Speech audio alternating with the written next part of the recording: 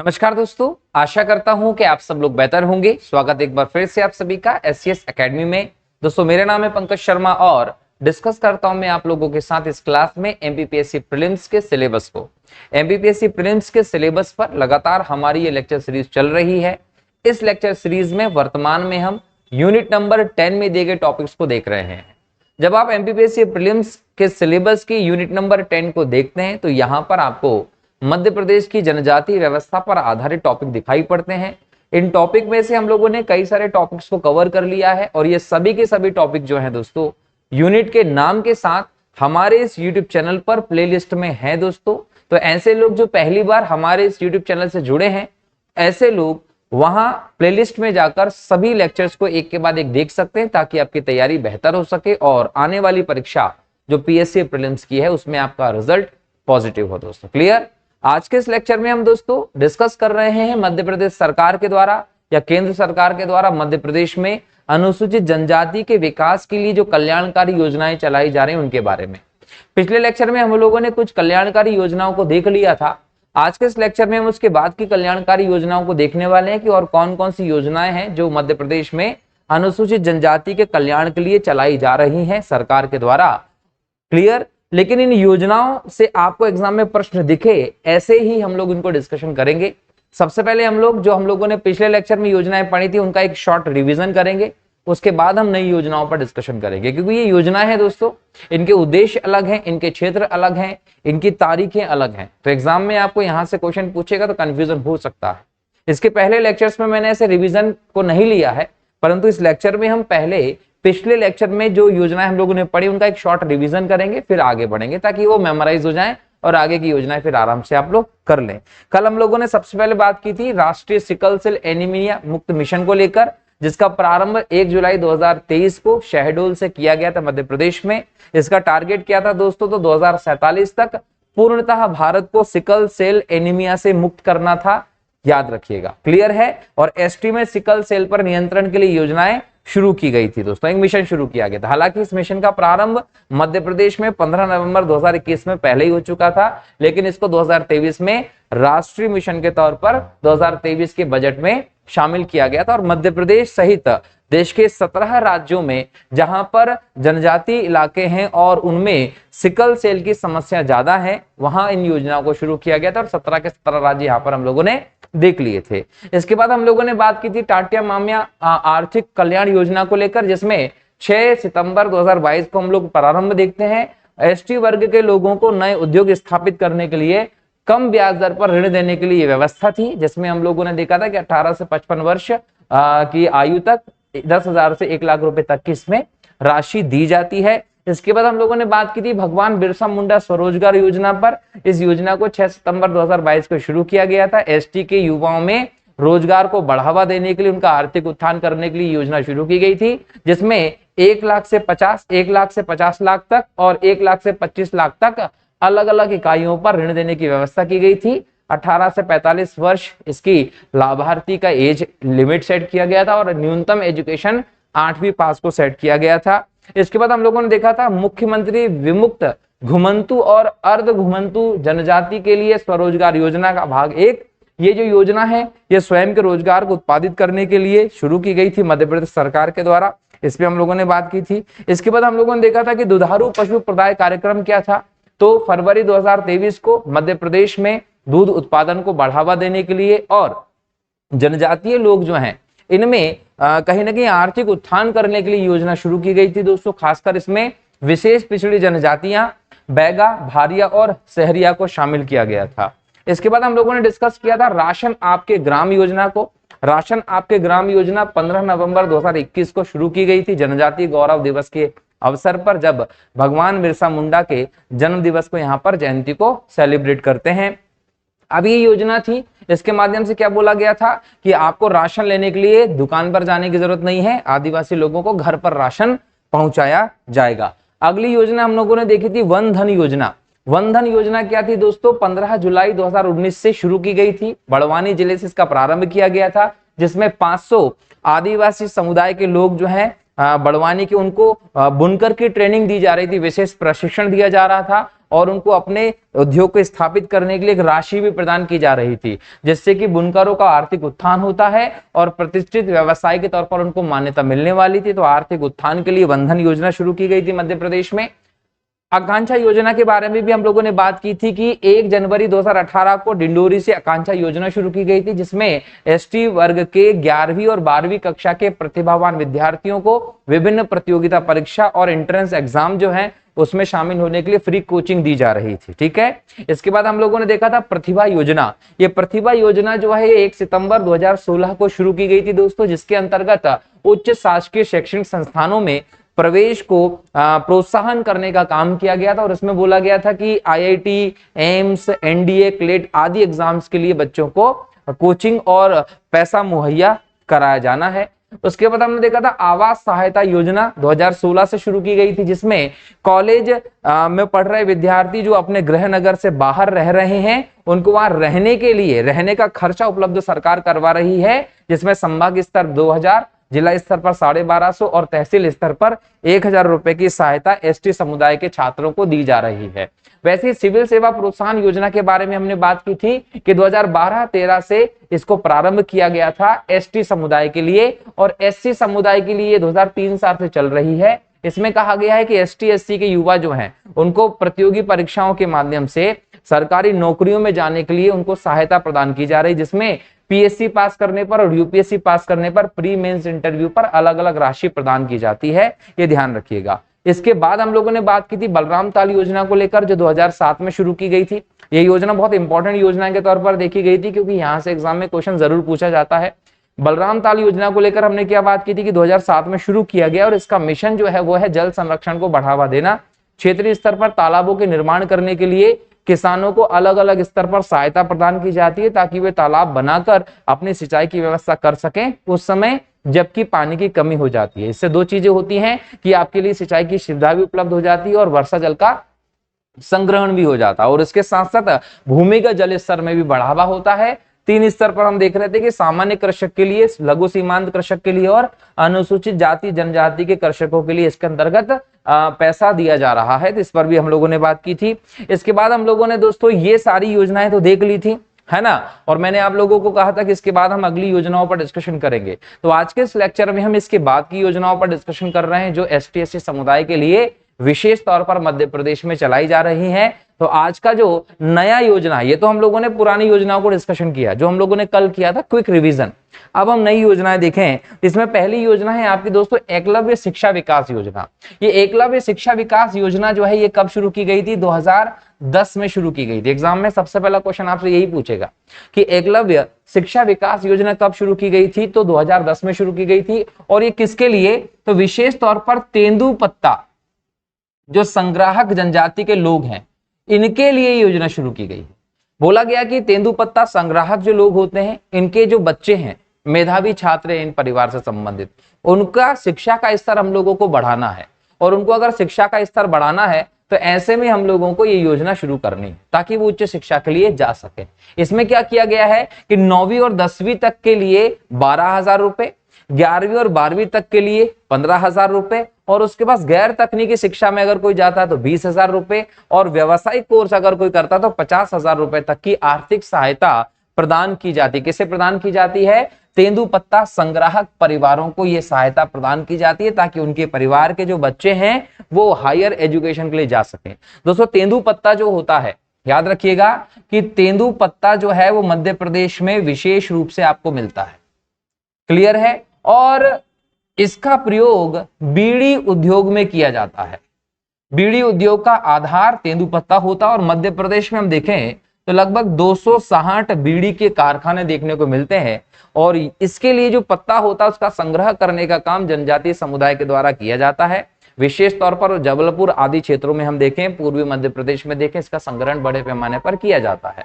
जब ये जो लोग होते हैं ये तेंदुपत्ता का संग्रहण करते थे, उनकी आर्थिक स्थिति उतनी अच्छी नहीं है। आप सोच लीजिए कि पत्ते का संग्रहण करके कितना ही ये लोग कमा लेंगे।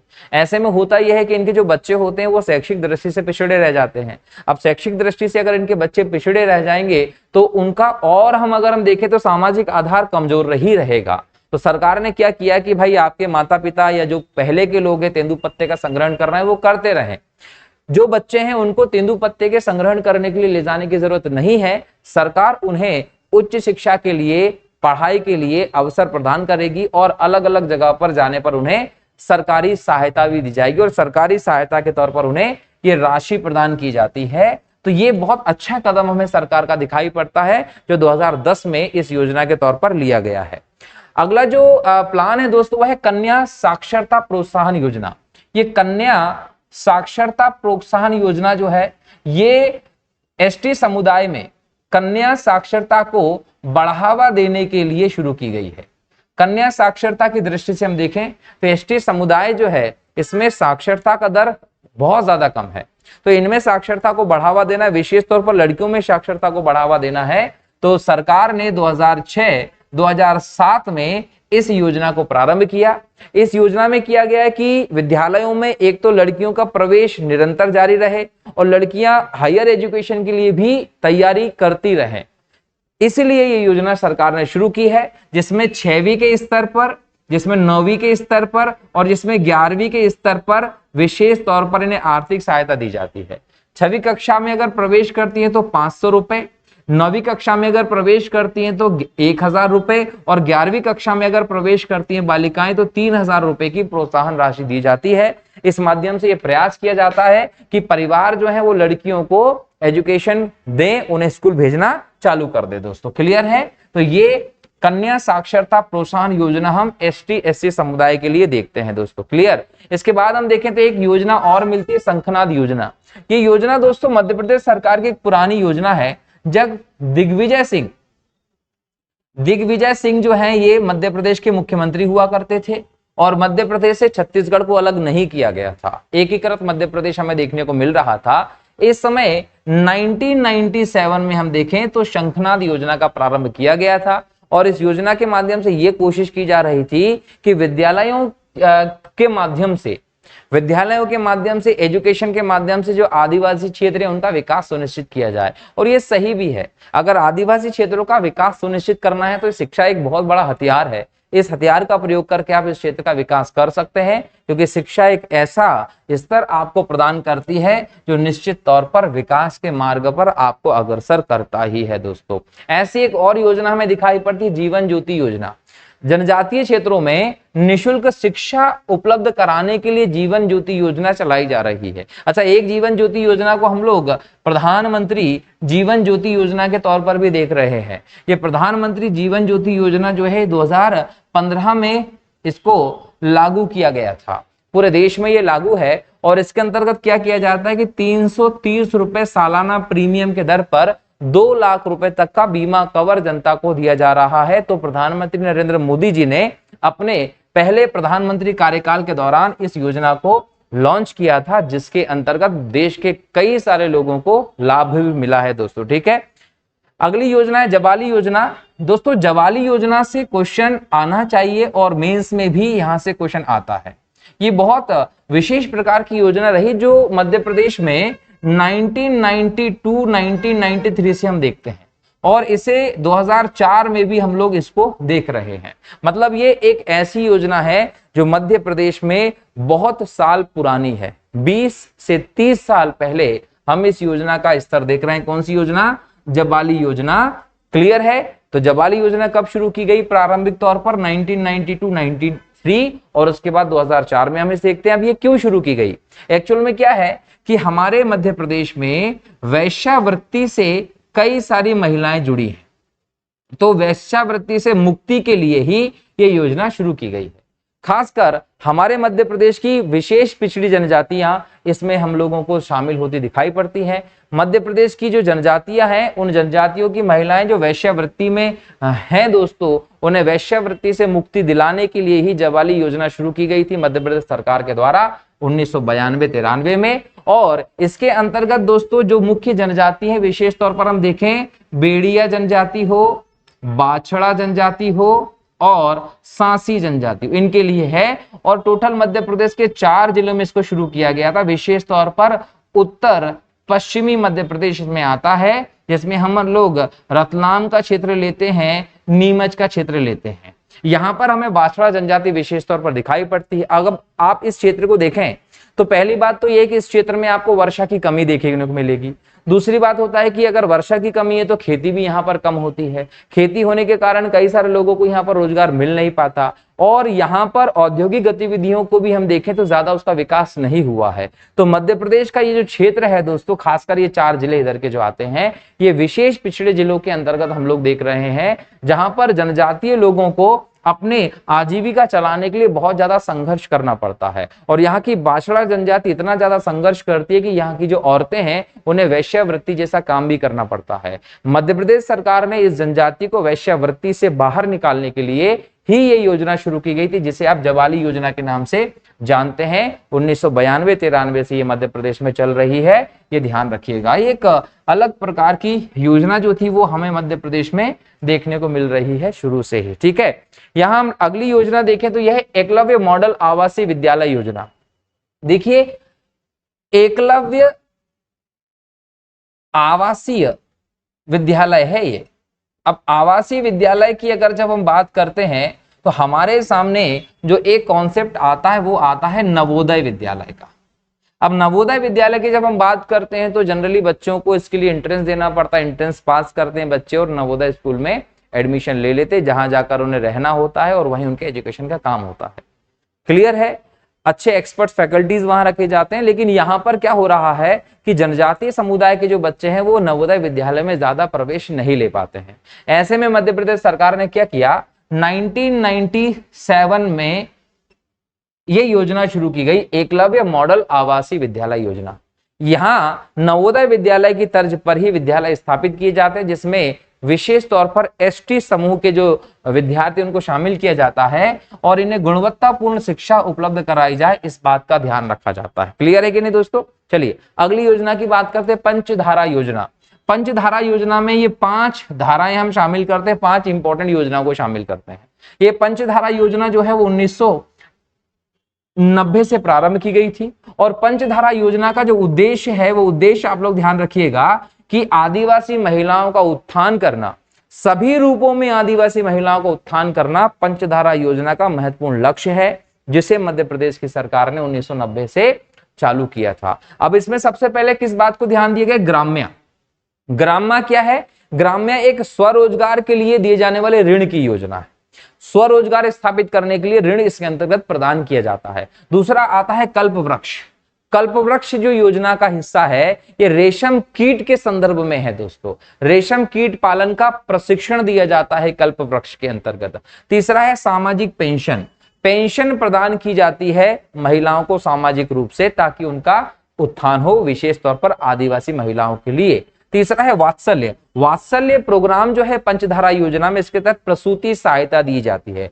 डिलीवरी के समय महिलाओं को जो आवश्यक पोषण और चीजों की जरूरत होती है वो यहाँ पर उपलब्ध करवाई जाती है। और अंत में देखें आयुष्मती, ऐसी महिलाएं जो बेसहारा हैं, विधवा हैं, कहीं ना कहीं जिनको छोड़ दिया गया है, परित्याग कर दिया गया जिन महिलाओं का, ऐसी महिलाओं के उत्थान के लिए उन्हें सहायता प्रदान करने के लिए आयुष्मती जो प्लान है वो हमें देखने को मिलता है। तो ग्राम्या, कल्पवृक्ष,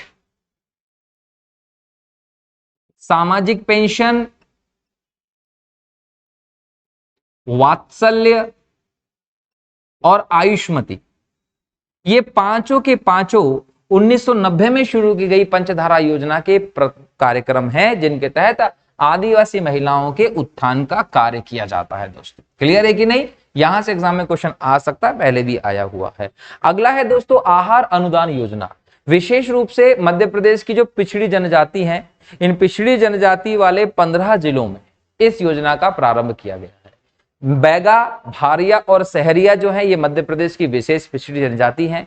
और इन जनजाति की महिलाएं जो हैं, जो महिला मुखिया है परिवार की, उनके बैंक खाते में हर महीने 1000 रुपए डाले जाते हैं। तो यहां पर आप याद रखिएगा कि आहार अनुदान योजना, ये योजना 1000 रुपए प्रतिमाह आदिवासी महिलाओं के बैंक खाते में डालने की योजना थी, जिसके तहत ये आदिवासी महिलाएं अपने बच्चों को बेहतर पोषण प्रदान कर सके, उनके आहार की व्यवस्था हो सके, क्योंकि इन पिछड़ी जनजाति, खासकर हम लोग बैगा, भारिया और सहरिया जनजाति की बात कर रहे हैं, इनमें पोषण का स्तर बहुत कम है, जिसमें श्योपुर जो है वो सहरिया बहुल इलाका है और इसे हम भारत का इथोपिया भी कहते हैं, क्योंकि सबसे ज्यादा जो कुपोषण है वो हमें यही देखने को मिलता है और सहरिया जनजाति में यहां देखने को मिलता है। तो इनके पोषण के लिए ही सरकार ने ये योजना शुरू की थी। खासकर हम शिवराज सिंह चौहान साहब को जब देखते हैं तो विधानसभा चुनाव जब हुए थे 2023 में, तो शिवराज जी जब इस क्षेत्र में गए थे तो इस योजना को उन्होंने खासा यहाँ पर ऐलान भी किया था और इसके पैसे भी समय समय पर डाले गए हैं। और इसी की तर्ज पर हम देखते हैं कि जो लाडली बहना योजना है कि मध्य प्रदेश में सभी महिलाओं को आज 1250 रुपए प्रति महीना मिल रहा है, वो इस योजना से हमें प्रेरित ही दिखाई पड़ता है।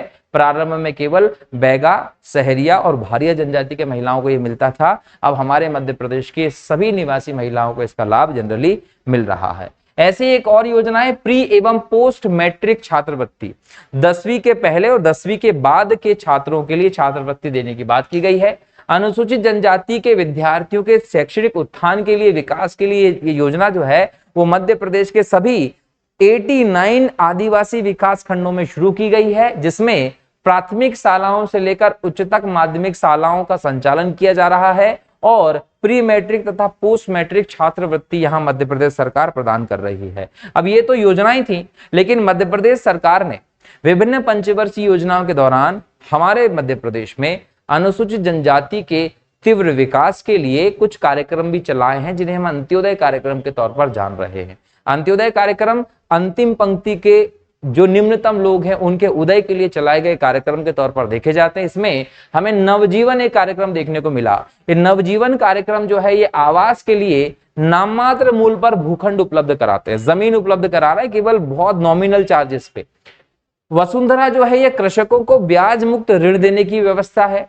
जनजीवन जो है वो सामुदायिक सिंचाई का लाभ देने की व्यवस्था है। स्वावलंबन स्वरोजगार के लिए कार्यशील पूंजी और ऋण देने की व्यवस्था है। मधुवन सामुदायिक डेयरी एवं पशुपालन की व्यवस्था है।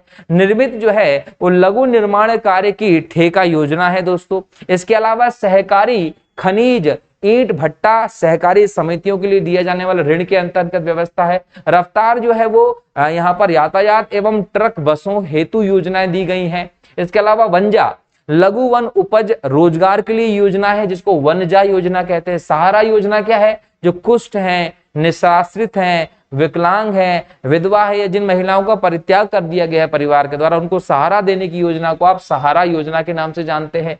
जीवन धारा लघु सिंचाई तथा कृषि उपकरण प्रदान करने की योजना को आप जीवन धारा के तहत देखते हैं। और पवन पुत्र योजना जनजातीय समुदाय के लोगों को ऐसे वाहन जिनसे आप आर्थिक उपज कर सकते हैं, अपनी कमाई कर सकते हैं, जैसे रिक्शा, टेम्पो आदि खरीदने में सहायता करने की योजना के तौर पर देखी जा रही है। तो ये सभी के सभी मध्य प्रदेश में एसटी समुदाय के उत्थान के लिए चलाई जा रही प्रमुख योजना है, जिनको हम लोगों ने डिस्कस किया है दोस्तों। एग्जाम में यहीं से आप लोगों को प्रश्न देखने को मिल जाएगा, ये ध्यान रखिएगा। और आगे हम इससे रिलेटेड क्वेश्चन सीरीज भी चलाएंगे ताकि आपको ये पता चल जाए कि किस प्रकार के प्रश्न यहाँ पर आपको देखने को मिल सकते हैं दोस्तों। ठीक है, तो अगले लेक्चर में नए टॉपिक को लेकर आपके सामने रहूंगा। तब तक के लिए बहुत बहुत शुक्रिया दोस्तों। जय हिंद, जय भारत, वंदे मातरम दोस्तों, जय श्री राम।